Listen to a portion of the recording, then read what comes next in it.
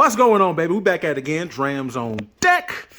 Today I want something that's good. What I still got these Max 6s. I got a couple of these things. Max 6, Max 6. Got the classic cut, the Mac 3, the Mac 4. Bring it up here. Sometimes I honestly don't know. I just start rolling the video. I just go with the flow. You know what? This from the home state of OHIO. Some good stuff right here. If you ain't hip to it, this Noble Oak right here, double oak, 48%. This thing right here is finishing with port wine stays. Pretty good stuff. But I'm still searching. Oh, what's that one? Oh, you know what? You see what time it is. Pinhook. Yeah, I think I'm going to do this one. This Pinhook 2022 Bourbondini. This is down here primarily in Louisville, Kentucky, as like everything else is. 50% ABV. We're going to dive on into this. Let's do this right here. This Pinhook Bourbondini 2022. Let's go. Drams on deck. Today we got Pinhook in the building. Yes, we do. Yes, we do. First time ever having a bottle. Is on deck for review. As you see, I got the small bottle, I was in the store that particular time. Now, keep in mind, I got this out of Louisville, Kentucky. This juice is sourced from Castle and Key, so it's out of Kentucky. And I liked it because there's obviously the horse on the bottle is different. Obviously, you got the colored wax. It just, like I said, I never really see Pinhook that much outside of Kentucky. I mean, there are other states that have it, but it's not in abundance. I mean, I shop around at different states, and I can't remember too many places I've seen it outside of Kentucky. I'm sure there are some, but just you don't really. Even if you do see it, it's sparingly probably. But they got this all day in Kentucky. So I got this earlier in the year. This is a smaller bottle, so I think I probably paid like maybe $10 for this bottle, something like that. The regular 750 milliliter bottle, I think goes MSRP for that one is roughly around $45. So it's not too terribly expensive for this particular one. This is a 2022 edition of the Bourbondini, as you saw earlier. Like I said, man, it's 50% ABV. Pinhook has several expressions. They have like a 6 here that comes like in the pink colored one. They have a black colored bottle. They got a slew of different ones. But it's, like I said, I have the Bourbondini. And the ABVs kind of vary. They got some higher than this, lower than this. So, me, I like higher proof. So, usually I prefer my whiskey over 45%, preferably. So like I said, this one's bottled at 50. Like I said, regular MSRP is 45, so it's not too terribly expensive. The only reason why I didn't get the higher bottle is because I didn't have a lot of experience with Pinhook, and I was like, well, I don't want to, get the bottle if I don't like it. I can just try a smaller sample size of it. But not only that, on that particular trip, I think I had got this like the first, like right after, like in January or something. Anyway, I had like maybe, I want to say to my recollection, like 7 bottles on that trip, and I was taking it back. Keep in mind, I fly to Kentucky, so I got everything I came with, and I added 7 bottles on the way back. So this is one of the 7 bottles. So that's the reason why I didn't want to pick the big bottles. Like, I didn't save size. I do want to try it out, so let me get a smaller bottle. So that's why I ended up getting a smaller bottle of it. But anyway, as always, we gonna nose it, we gonna taste it, and we gonna score it. This is 3 years right here. Just so you know, doing my research is 3 years. And it is 75% corn, 15% rye, and 10% malted barley. Like I said, sourced out of Castle and Key, out of Louis. This is in Kentucky, rather. So, 3 years, it's kind of light. It's not super dark or anything. As you can see, it's a pretty light color, light golden color on this one. And let's see what we got. Like I said, this is my very first experience at all ever with a Pinhook, because like I said, you just don't see them around too much. So I wanted to give it a shot. My curiosity was getting the better of me. I was like, let me get the small one. So but on the nose, I'm not picking up nothing that's really stepping out at me. I mean, it's very light, like a light butterscotch kind of smell to it. A little bit of vanilla, but that's it. I'm not gonna tell you something I don't smell. I don't really smell nothing really amazing going on in the nose. It's kind of just not really picking up much. Yeah, just a little bit of sweet oak, just a little oak on there. I don't. It's not heavy on rye anyway, but yeah, I'm not picking up nothing special. None to be wasting time talking about. So without further ado, let's take this first sip and see what we got. Cheers.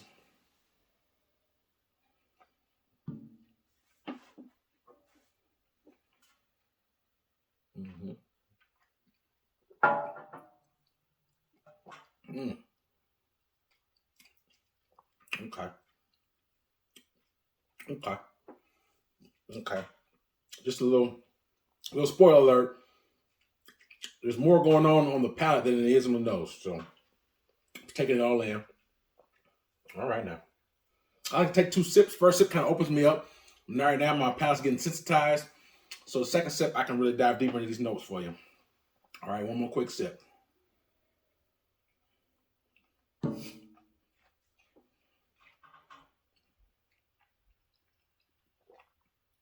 Mm,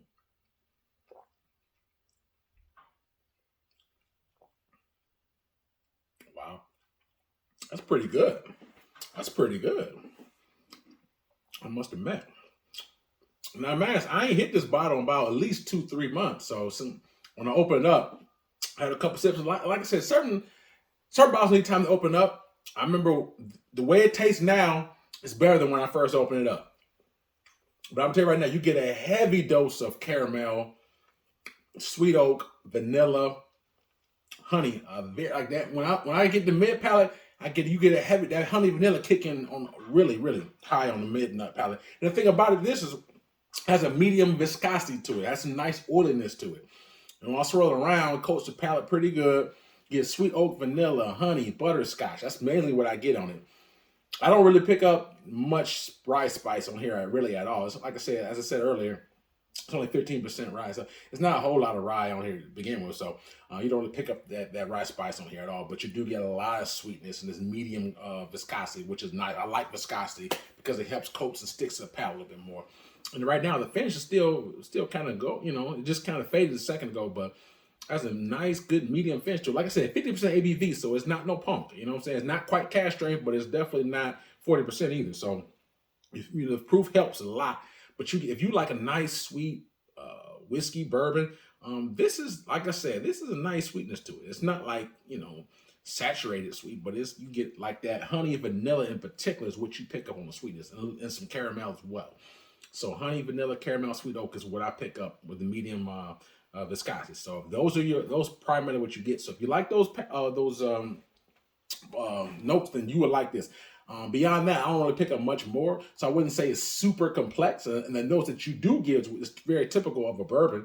But like I say, if you're looking for like a nice rice spice on there, you're not going to really pick it up much on here. It's very faint, if any.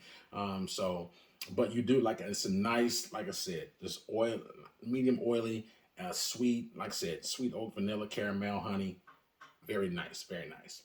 Like I said, it's $45, 50%. So you can't go wrong. It's like I said, it's not going to be super duper complex, but it's nice though. It's nice.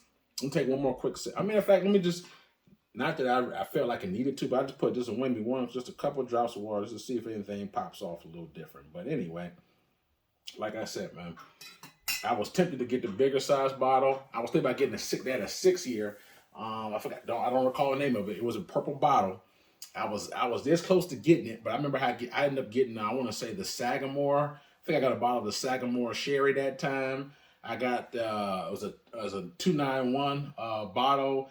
I think I had got like a couple bottles of scotch. Like I said, I had like 7 bottles that trip. So I was just my load was like heavy. I was like, you know what? Let me slow down before I mess around and can't even make it home. Because I've never had the point where I had so many bottles that I couldn't, fit it all in the suitcase. But I figured I was pushing it. Like I said, I had like 7 bottles. So like, you know what? Let me just slow down. It's like I feel like a kid in a candy store when I go to Kentucky, because the things I can get there versus where I live at here in Des Moines is just like night and day. So anyway, a couple drops of water. Let's see what we got.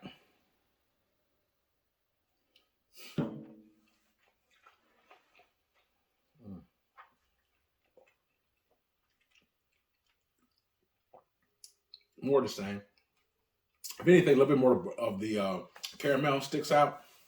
But all in all, nice medium viscosity. It's like I said, vanilla, honey, caramel, sweet oak. That's mainly what you get on this one. Rice spice is very, very small. I mean, I can barely pick it up. So, like I said, it's definitely not high on the rice spice. But hey, it is 15%. But nevertheless, I think it's a good solid drink. Like I said, $45 if this was a tall, $45 for 50% ABV. Like I said, for a nice, easy sip. It's like a comfort drink, a nice, easy sipper. Like I said, not overly complex. It's not, you know what I mean, nothing like that, but it's definitely not necessarily one trick pony either. So I like it. Like I said, it's a good value. Like I said, and if you like collecting different bottles with different horses and names, I think this could be, because this is the orange one, but they got a pink one, a purple one, you know, black ones. They got different colors. So people who likes the aesthetics of different colors, that they might like it just collecting the horses and stuff like that. So, but anyway, like I said, man, you don't really see Pinhook in a lot of places outside the state, but I think it's a good solid dram. I mean, I definitely would get it again for that price point. If this was like $80 or $90, I'd be like, wow. I mean, I would still think it would be nice, but I would think, man, that's kind of, you know, overpriced for the little, you know, for the minimum. I ain't gonna say the minimum, but for the medium amount of components that you get. I would say there's other things that's comparable that you can get for far less. But this is good. Like I said, $45, not bad at all. Not bad at all. I think some places you even sell it for less than that. So 45 should probably be the max. So it's like I said, you can get it for anywhere from $40 or something like that. I think it's an easy buy for that. You know, for a comfort drink, for an easy comfort drink. So I mean, you could even mix it. I personally wouldn't, but you could. You know, so has some nice sweet notes that you can do that. By and large, man, I like it. I have to rate this 1 out of 10, 10 being the best for me. Drams on deck. You know what? This is like I said, a nice, easy sipper, man. I mean, I give it one quick sip.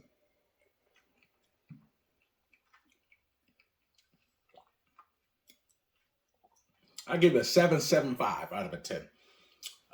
Very good. You can almost give it an 8. Really, be honest with you.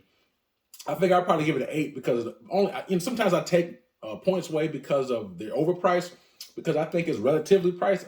I knock it just a half a point up. So that's on price, availability, you know, everything at the door, 8 out of a 10. But just on the taste factor, I give it a 7.75. Like I said, the notes is pretty common. So if you like those notes, those common nice notes, like I said, sweet oak, vanilla, honey, caramel, you know, that's what you're gonna pick up, which is very common in bourbon. So if you like that, like I said, you definitely enjoy this. Not overly complex. Like I said, like the viscosity. So I probably, you know, all around the door, I think it's an 8 out of a 10, man. It's an easy sipper, easy buy. If you live in that area, if you can get your hands on it, like I said, I don't think you'll be disappointed for the price point. It's a nice, easy sipper, man. So hope you liked it. If you got something to review, because like I said, man, these are something you don't always see. So if you always, maybe you live in an area where you see it at, and maybe you pass by the shelf, you was wondering what it tastes like. At least you know what this one tastes like.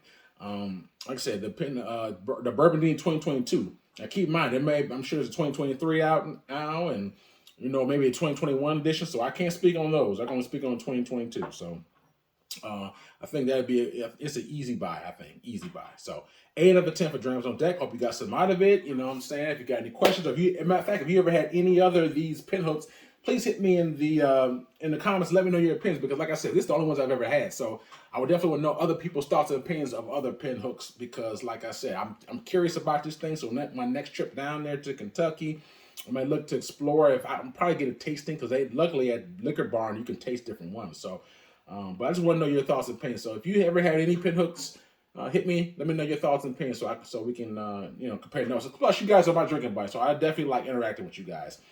But yeah. 8 out of 10 for me, Drams on decks. Please stay tuned. I got a lot more hot reviews. Also have a link for my Instagram page, so hit that as well if you're a viewer. I have some hidden bios and a couple small reviews in there.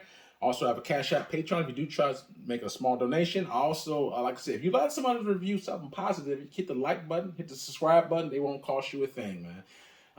If you already subscribed, thanks for y'all support, your viewership. I got more hot reviews coming your way. Hope everyone's enjoying the spring and having a good one so far. Stay tuned. Drams on deck. Yes, sir.